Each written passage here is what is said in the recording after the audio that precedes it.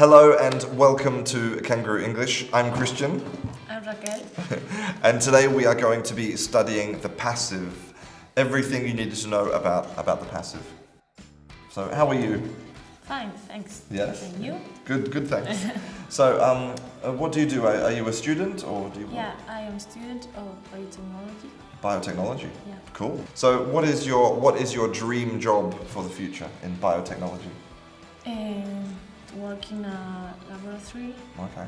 To discover medicines and I don't know, investigate about animals or something like that. Okay.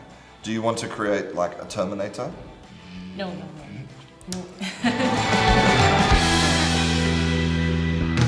Well, I don't know if you know, but in English, the passive receives a lot of criticism. Yeah? Why? Well, it's a trend that started in the 20th century. Yeah. And in other languages, the passive doesn't get criticized like this. But, even recently, in the last year, there have been articles on the BBC, in the Guardian newspaper, and in lots of style guides in different companies. Politicians, they all say you shouldn't use the passive.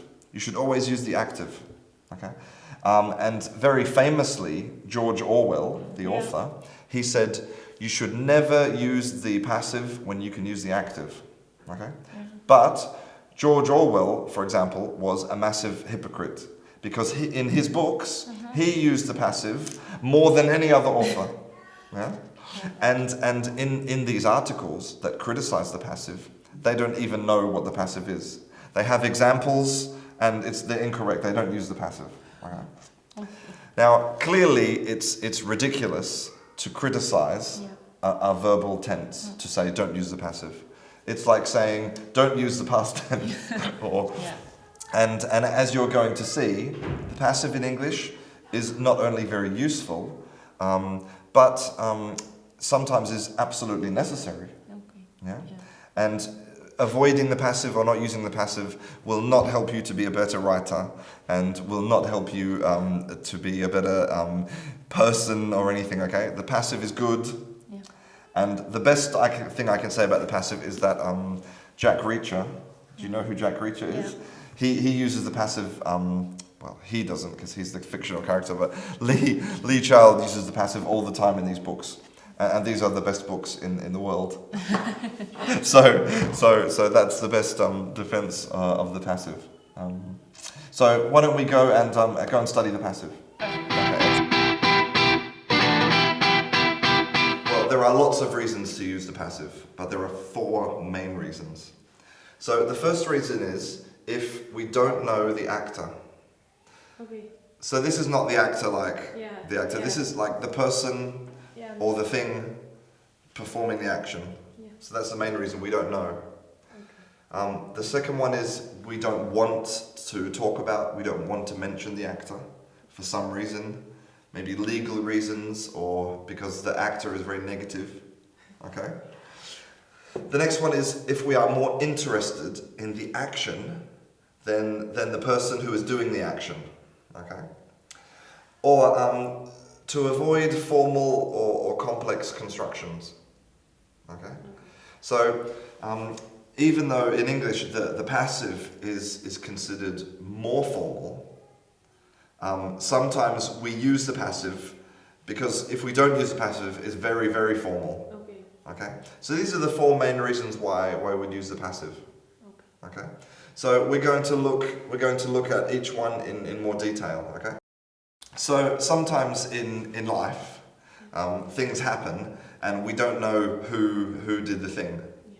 Like for example, imagine you come out to your car and your car is not there. Your car is in a different position. So you don't know who or what moved your car. So you can say my car has been moved.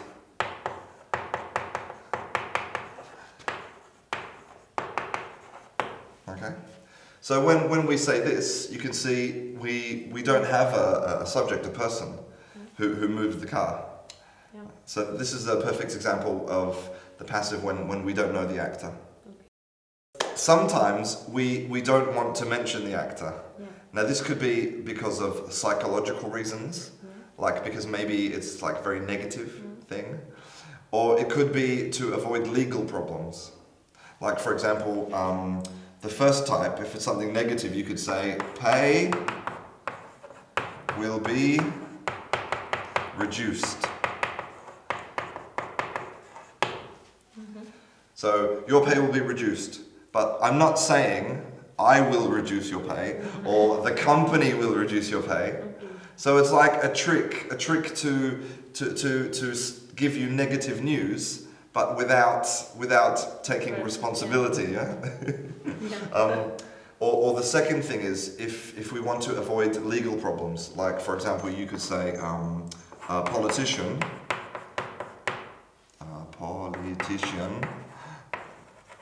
was murdered, like this. So maybe there is a suspect for the murder, or maybe we know who did the murder. But for legal reasons, we don't want to say, this man killed the politician. So when we use this, a politician was murdered, we have no actor, so we can avoid problems like this. So this is the second type, the second reason to use the passive. The next reason is when we are more interested in the action. So if we imagine that we want to talk about a new swimming pool in this town. Yeah. So we don't want to say that the council is building the swimming pool, because we want to focus on the swimming pool. So we'd say a swimming pool. A swimming pool is being built. Very good. And then we could say by the council. Okay. So, but this, when we use the passive, we can focus on this action, and the person doing the action is not important to us. So this is another reason to use the passive. So the next one is to avoid complex or formal constructions. So if we look at formal constructions, so in Spanish you have reflexive pronouns, reflexive verbs, and that's perfect. But in English, these reflexive pronouns, and they are now very old-fashioned. Yeah. We don't use them. Like you could say, for example, in the past you would say, one sees these problems. Okay? So one sees these problems. Well, this would be the equivalent of like in Spanish using the reflexive verb. Okay. Yeah. One, because this one is an impersonal pronoun for somebody. Now, in modern English, we would substitute this. We would say you. You see these problems. So this is more. This is a more common thing to say. This is very formal if you're talking to the Queen. You sound very strange if you say this. But the third option is to use the passive. And you could change this, so you could say these problems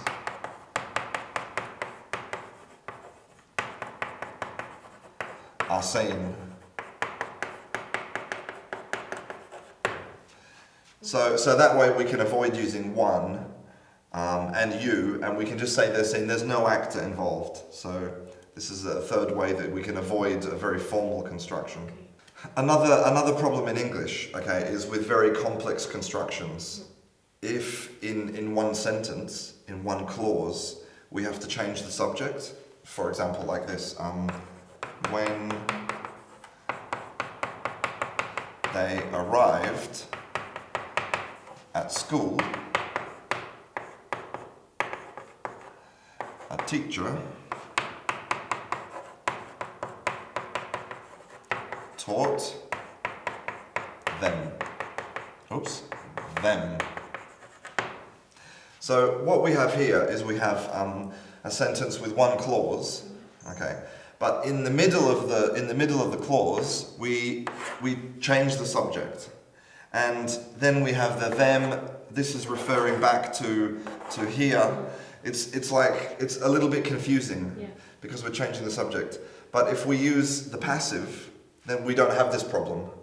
So we can say, when they arrived at school, okay, so we can use this first part. When they arrived at school. And now, we don't put a teacher, okay? We continue with they. So we say, they were taught.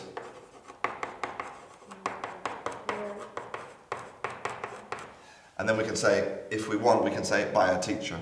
Okay. But here, so now the sentence is much more simple and easy to understand because we have the same subject. Okay. So the passive is really good to avoid complex constructions like this. Okay. There is one restriction, okay, on this. So,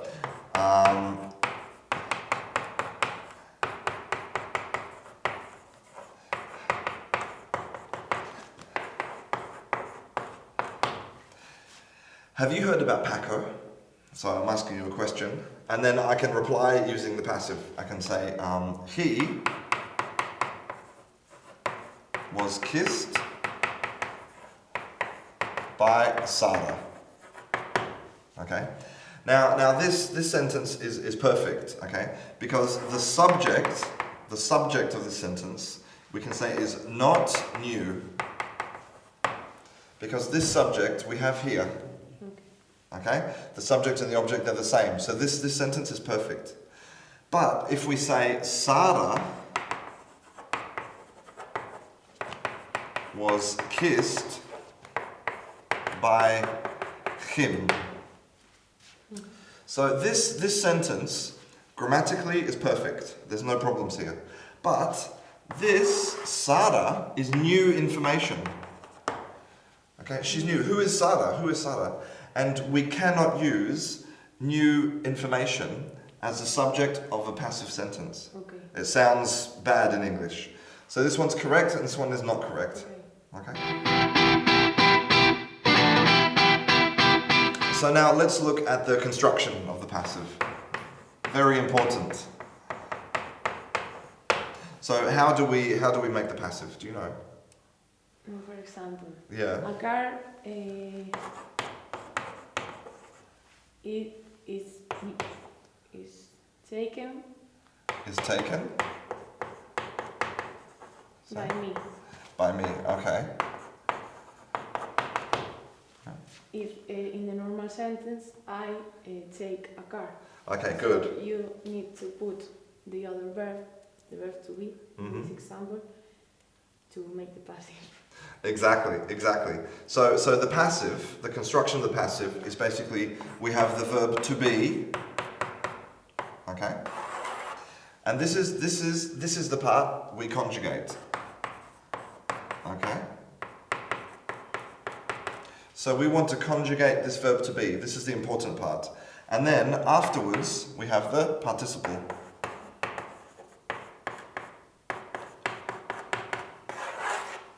So these two things together, this is the passive. Okay. There are other types of the passive, like the bare passive, but we're not going to talk about those today because they're different. Okay, but the verb to be must be in the same tense. Was this verb in the normal sentence? Yes, exactly. So for example, in this sentence, we can see that the verb to be is in present simple. Yeah. So this sentence originally in the active was present simple. Yeah. Exactly. So we have to be and participle. So yeah, we conjugate this so we can make this present simple, present perfect, past simple, past continuous. So this is what's important. And the participle never changes. Yeah. Always participle.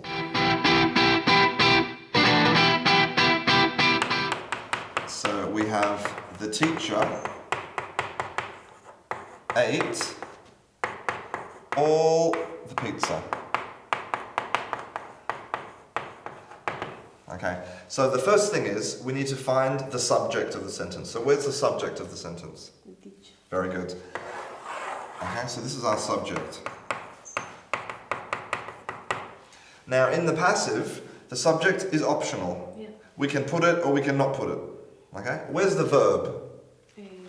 It. Good. Here we have the verb. And what tense is this? Past. Past. Good. So this is the past simple. Yeah. Good. Okay. And then we have the object of the sentence here. All the pizza. Good. So to change this active into the passive, we put the object is now the subject. No? So for example, all the pizza.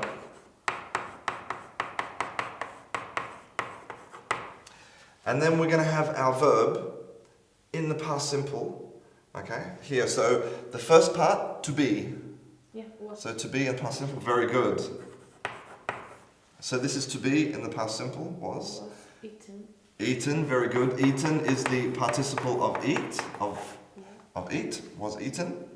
And by the teacher, you want. Exactly, so this part is now optional, so we can put it on. So we could say, we'll put it in parenthesis, yes? By the teacher.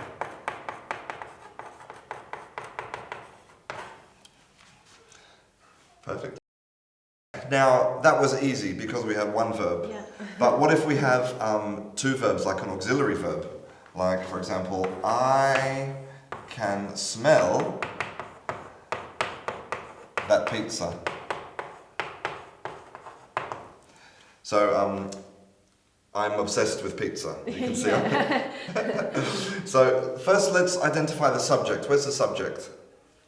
I. Good. So this is now optional. We can put by or not by, okay? Now, here we have the auxiliary and the main verb, okay? So in a situation like this, we want to focus on the action, the main verb. So this is the verb that's important to us, okay? This is our main verb, our active verb, okay? And what tense is this? Present. It's in the present because it's with the auxiliary. But this sentence is in the present. Yeah. Okay, so we'd say present. Okay. Present simple. And the object? Very good. So here's the object of the sentence. So in this case, as with before, so this becomes the subject, that pizza. Now, here, we don't touch it. Okay? We don't touch it. This is our main verb. This is our interest here. So this we transfer straight across. Can. And now this is where we put our to be and our participle. So present simple. Can be. Good, because we have the modal, so always infinitive. Very good. Can be smelled, very good. So here we have two options, smelled with a T or smelled like this. Okay, two options.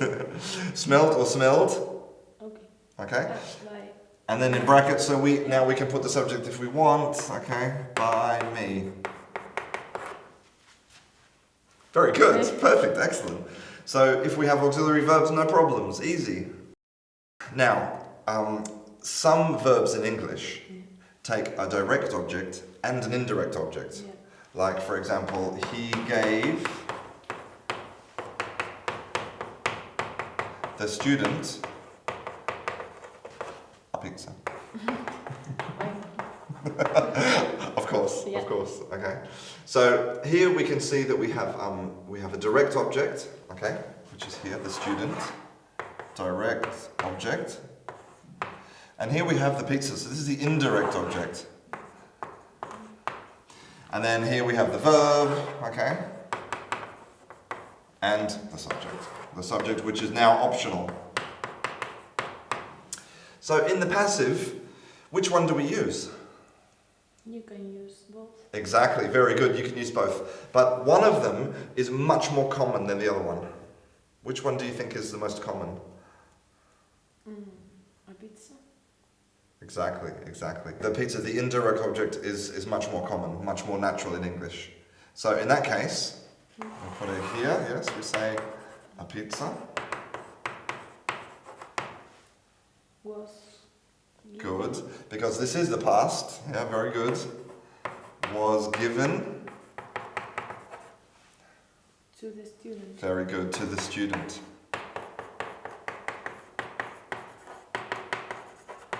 So yes, and then here we put the direct object. And the other option is we use the direct object, so the student, the same, was given, good. Was given a pizza, good. And in both of these cases, we can say by him. By him or by him. But this one is much more natural, much more common. So you noticed that sometimes with the passive we put by, and sometimes it's optional. Yeah. So in English there are no rules about this. Okay? It's a matter of personal choice. And it depends whether the sentence makes sense or not. But personally, I think that the main objective of the passive is to eliminate the subject. So if we put the subject at the end, it's a bit stupid. Yeah. So I think unless it's really necessary, no by. But there's no rule about this. So in English now, in informal colloquial speech, okay, instead of using the verb to be, you can use get in all of the passives. So, for example, if you said, I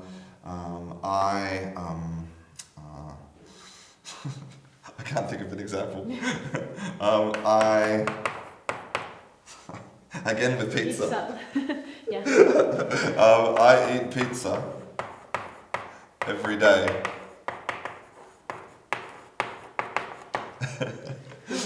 So in this case we can actually put the object here, so we can say pizza.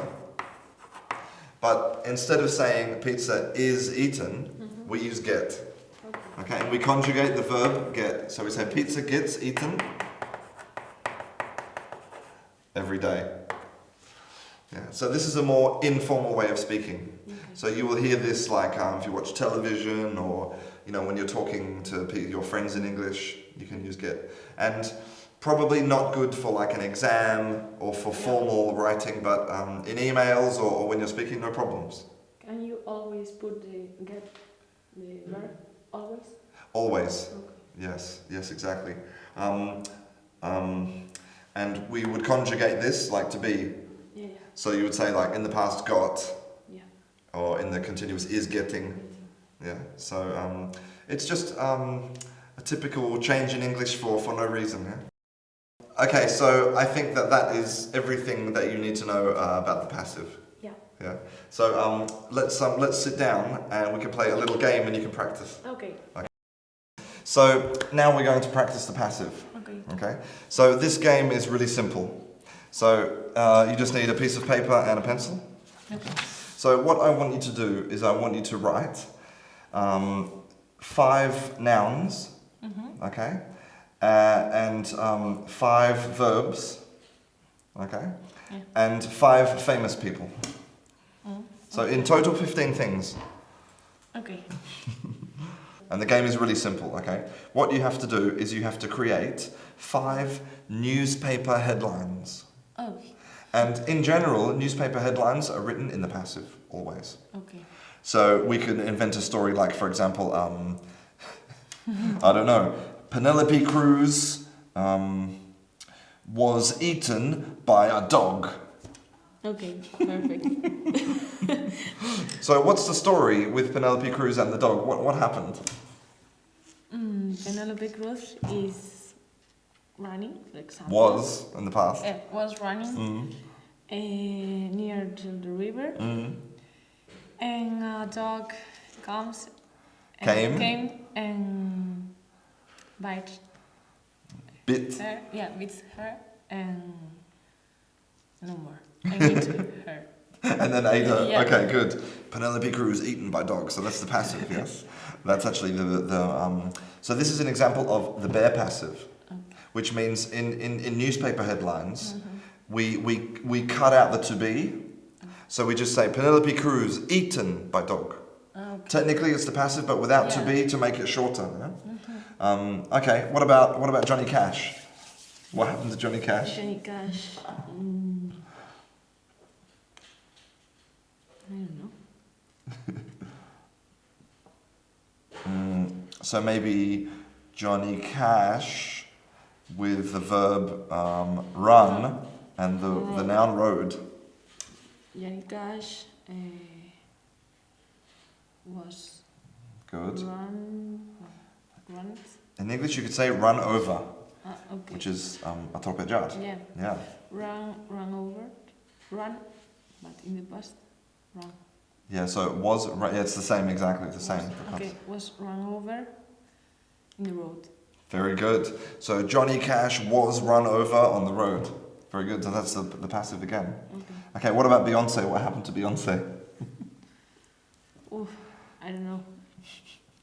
What about work and house? Beyonce was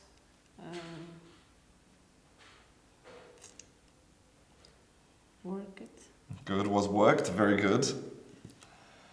at house or at home. Yeah, at home, very good. She was worked at home. So her personal trainer came in and worked her. Come on, Beyonce, 200 push-ups. Yeah. Okay, very good. So this is a way that that you can practice the passive at home, just with a piece of paper and a very simple list of nouns and verbs and some famous people. And you can create some headlines. You can tell stories about exactly what happened to the famous people. So how do you feel about the passive now? Perfect. I know everything. Okay. Okay, very good, excellent.